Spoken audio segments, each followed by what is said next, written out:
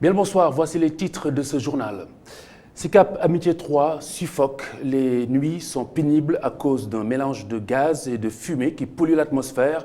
Ce, depuis quelques jours, l'école de police et une usine implantée dans le quartier sont indexées. Le meurtre du commandant de la brigade de gendarmerie de Koumpentoum, 19 suspects interpellés. Le haut commandement de la gendarmerie qui l'indique souligne que 7 d'entre elles ont activement pris part au braquage qui a mal tourné.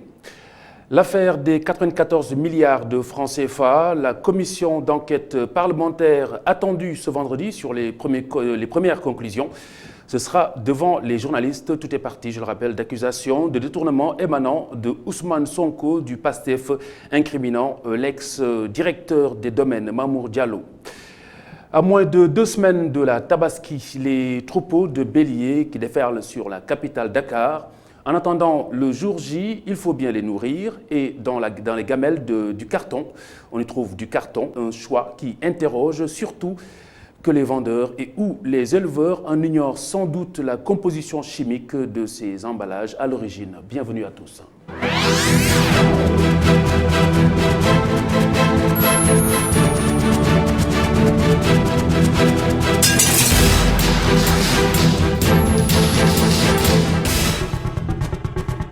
Cap sur SICAP Amitié 3 où les nuits sont longues et pénibles, irrespirables. Des émanations de gaz et une fumée âcre perturbent le sommeil des habitants et menacent la santé de ces derniers. L'école de police et une usine implantée dans le quartier sont incriminés. Les dénonciations à visage caché révèlent en effet l'impuissance et surtout le ras-le-bol de ces victimes. Séléman Diallo et Oumar Kane étaient sur place. Nos petits-enfants qui sont là, ils sont asthmatiques. Moi, je suis asthmatique. Mais malgré tout, j'essaie de faire avec. Avec la chaleur qu'il fait, nous aimerions bien utiliser nos terrasses, mais nous ne pouvons plus utiliser nos terrasses à cause de la pollution. Parce qu'il y a le charbonnage à côté.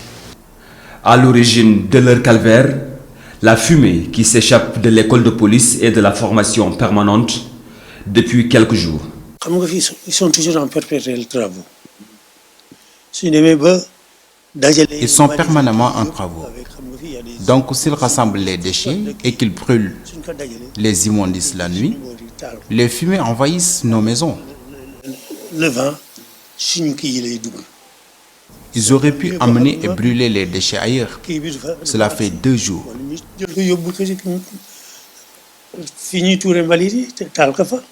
Les multiples démarches qu'ils ont fait pour s'entretenir avec les policiers n'ont rien donné. J'ai été les voir. Bon, ce dernier, qu'est-ce qu'il m'a dit? Oui, je vais faire un rapport pour la hiérarchie. Depuis lors. Il fait plusieurs démarches. J'ai été voir avec l'ancien qui était là. Celui-là, il a été remplacé de l'alternance. Il a été remplacé par des gens qui sont là. Mais ils ne font rien. Ce qui inquiète le plus les habitants d'Amitié 3, c'est cette maison au bon milieu de leurs habitations, juste à côté de l'école de police, où une entreprise fabrique des bouteilles de gaz. Indépendamment pollution, charbonnage, Au-delà du charbonnage qu'ils font dans l'école de police, il y a une maison juste à côté de l'école de police où la société Texen fabrique de grandes bouteilles de gaz.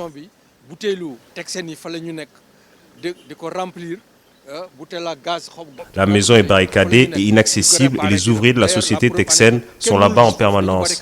Mais personne ne peut entrer dans la maison, même si vous tapez à la porte, personne ne vous ouvre.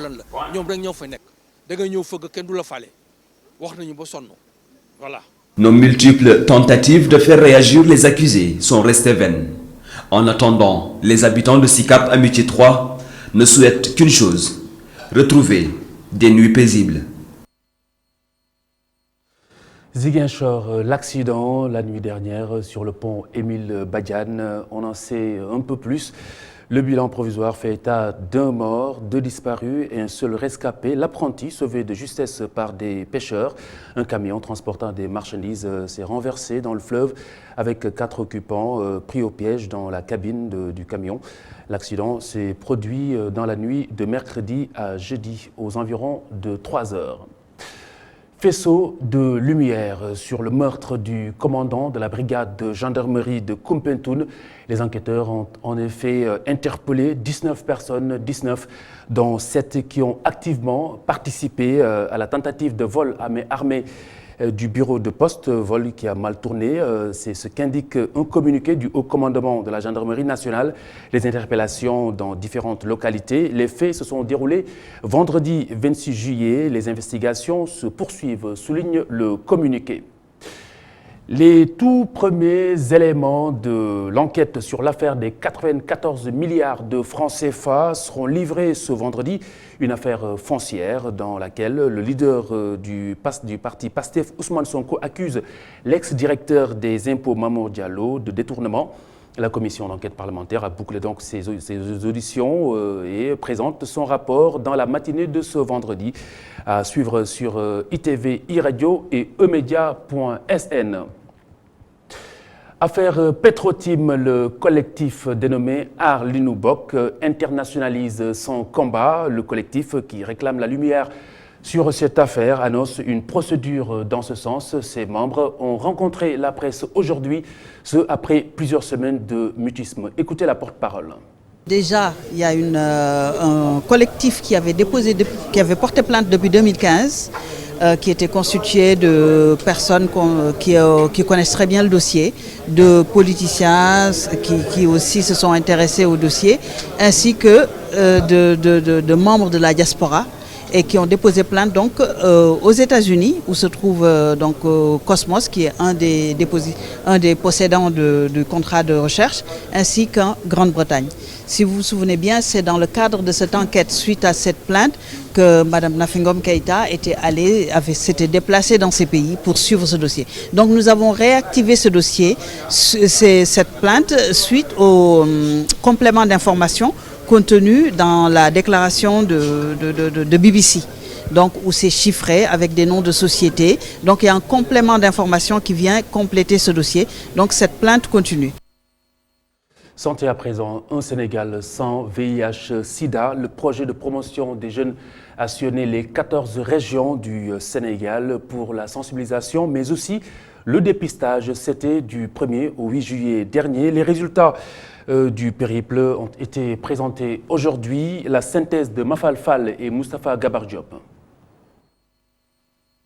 Avec un taux de prévalence de 0,5%, le Sénégal est un pays modèle en Afrique dans la lutte contre le sida.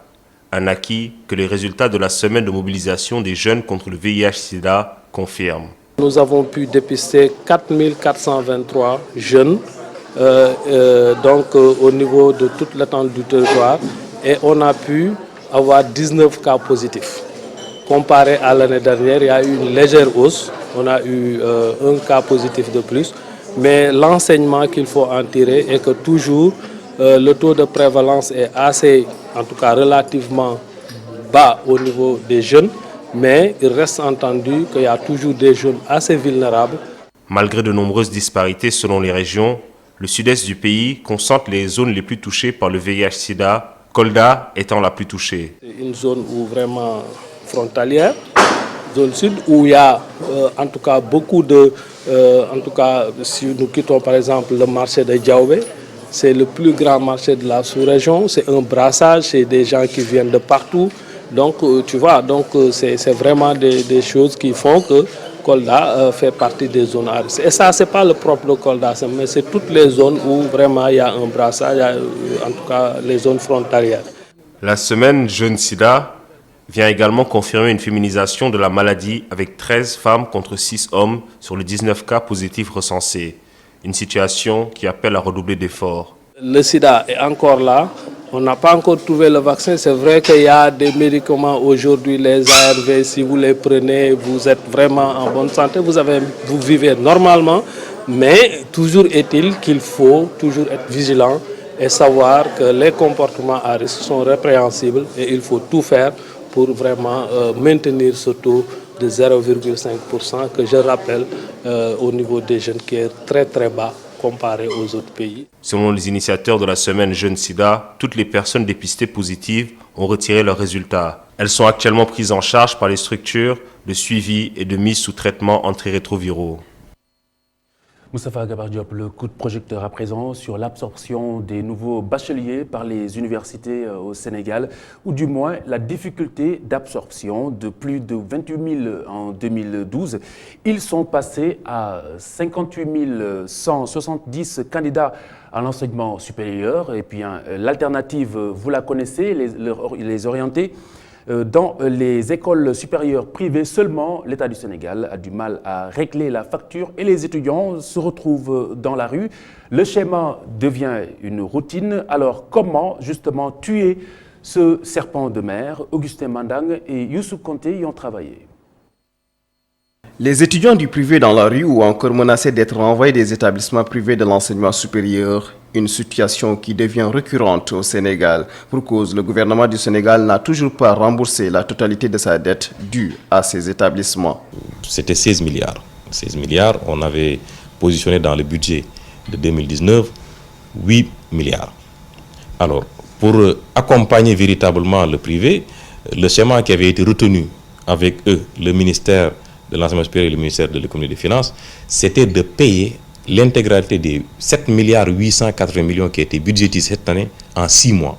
Actuellement, il ne reste que 440 millions sur les 7 milliards 880 millions qui étaient prévus, et ces 400 et quelques millions ont déjà fait l'objet d'un engagement et transmis au niveau des services du ministère des Finances pour paiement. Pour vous dire que par rapport à nos engagements de cette année, nous avons totalement respecté.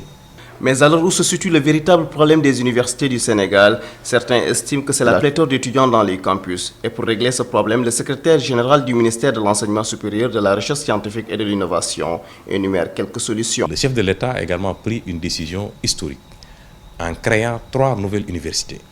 L'université virtuelle du Sénégal qui sera adossée à 50 espaces numériques ouverts avec une capacité d'accueil de 400 étudiants chacun. Ce programme-là est lancé depuis 2014. Mais à côté également de la création de l'université virtuelle du Sénégal, il y a la création de l'université du Sine Saloum El Hadji Ibrahima Niass à Kaolack, qui a démarré ses enseignements depuis la rentrée de l'année dernière avec 1750 nouveaux bacheliers.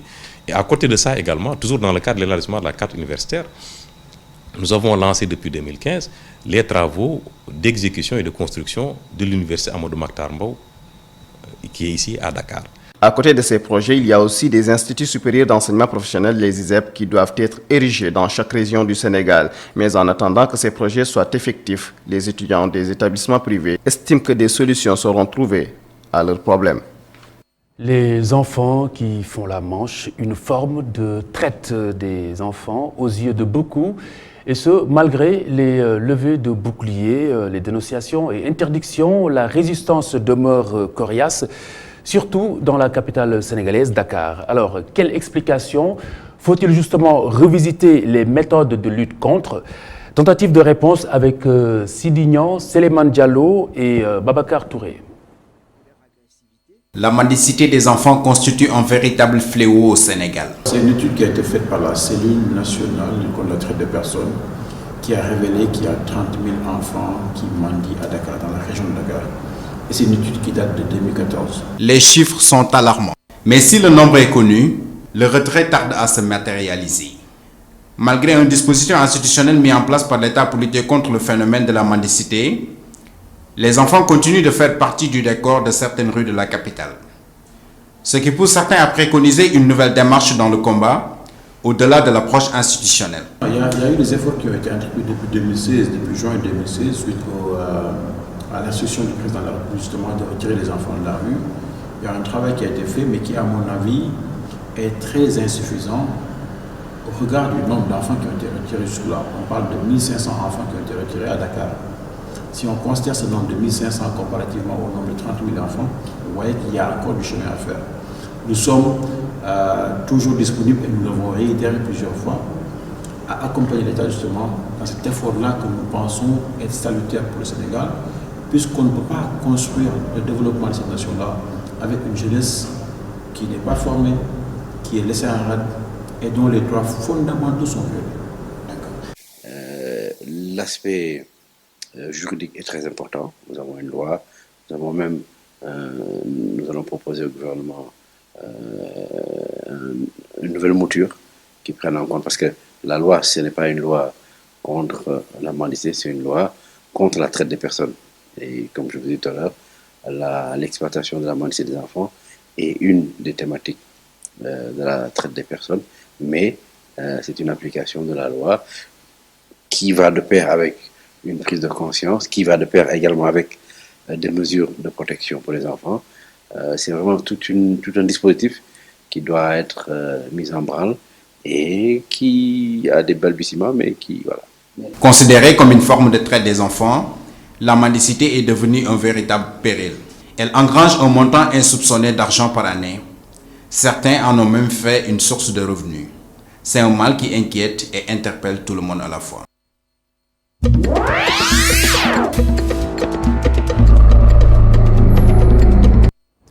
L'actualité internationale, c'est une synthèse de Chersal dans un instant.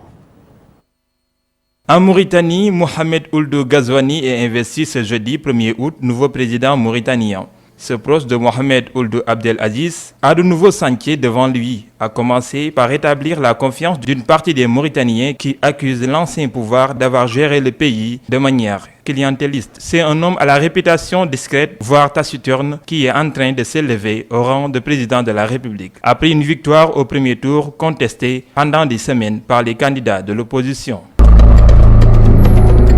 RD Congo, pendant quelques heures ce jeudi matin, le Rwanda a fermé sa frontière avec la République démocratique du Congo. Cette décision avait été annoncée dans un communiqué par la présidence de la République démocratique du Congo après la découverte d'un troisième cas d'Ebola à Goma. Les échanges sont habituellement très intenses entre la grande ville de Goma, côté congolais, et sa voisine rwandaise, Genseni, 85 000 habitants.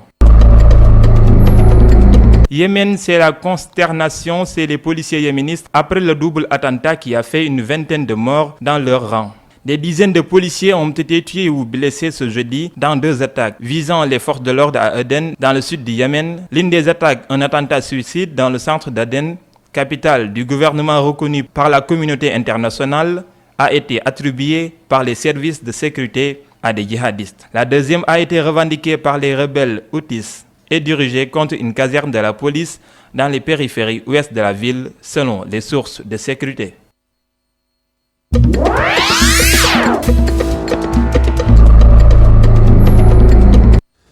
Le mouton, vous le savez, la base des mets du jour de l'Aïd. Alors, se préoccupe-t-on vraiment du bien-être de la bête? Les Cissé, les Silènes et les Sambènes, sans doute pas du tout. Donc le bien-être de la bête qui a forcément des conséquences sur le nôtre, et bien l'alimentation des béliers. Avant le jour J suscite un questionnement. Que fait le carton du carton dans la gamelle du mouton? Quelles conséquences sur la santé de l'animal, du coup sur la nôtre? C'est un reportage signé Augustin Mandang et Matarguer. Encore 2 semaines avant la Tabaski, il faut bien nourrir les béliers d'ici là. La tendance est au carton. Trouvé au rond-point Liberté 6, cet éleveur prépare la recette du jour pour ses moutons. J'utilise beaucoup le carton. Avec la cherté des aliments de bétail, ça devient un aliment incontournable. Les poissons sont à l'homme ce que le carton est au mouton. Et quand je le prépare, je rince les bouts de papier 2 à 3 fois pour éliminer tout ce qui est produit toxique. Pour d'autres, le carton n'est pas naturel, donc son utilisation ne serait pas appropriée. Ce n'est pas un aliment pour le bétail, sinon on l'aurait mis en vente et spécifié que c'est pour le bétail. Rien que ça, c'est une raison bien valable et une raison suffisante pour ne pas l'utiliser. Pour le docteur Konaté, son utilisation n'est pas indispensable. Le mouton est un ruminant et le ruminant a besoin essentiellement de paille, exemple de la fente d'arachide pour ruminer, de l'eau à volonté et du concentré suivant ses besoins. Donc toute complémentation qui peut être faite doit vraiment être un produit qui ne puisse pas nuire à sa santé. Et le carton si on prend le cas du carton, ça apporte de la cellulose, de l'encombrement. Donc, je pense que si on a ce dont a besoin le ruminant, c'est-à-dire de la fente d'arachide, de l'eau et du concentré, on peut s'en passer valablement. Mais si l'éleveur l'utilise, il doit prendre des précautions. Ça peut avoir un impact parce que les gens prennent des cartons d'origine, de provenance très différentes. Si le carton contenait un produit toxique et que le mouton en consomme, n'oublions pas que la viande est ultérieurement utilisée par l'homme, ça peut avoir une répercussion sur la santé humaine. Utiliser le carton comme aliment de bétail, une pratique en vogue chez les éleveurs. Cependant, pour ceux qui ne peuvent pas s'en passer, son utilisation doit respecter des normes d'hygiène. Reportage à voir avec Malik Sissé. Hier avec Sophia Ba. Dans quelques instants, l'info revient à 23h. Djikou Khibari avec Soda Diakhoumpa. C'est le bulletin d'information, dernier bulletin d'information de la soirée avec Soda Diakhoumpa. Excellente soirée à toutes et à tous. Je vous retrouve demain, Inch'Allah, sur cette antenne. Au revoir.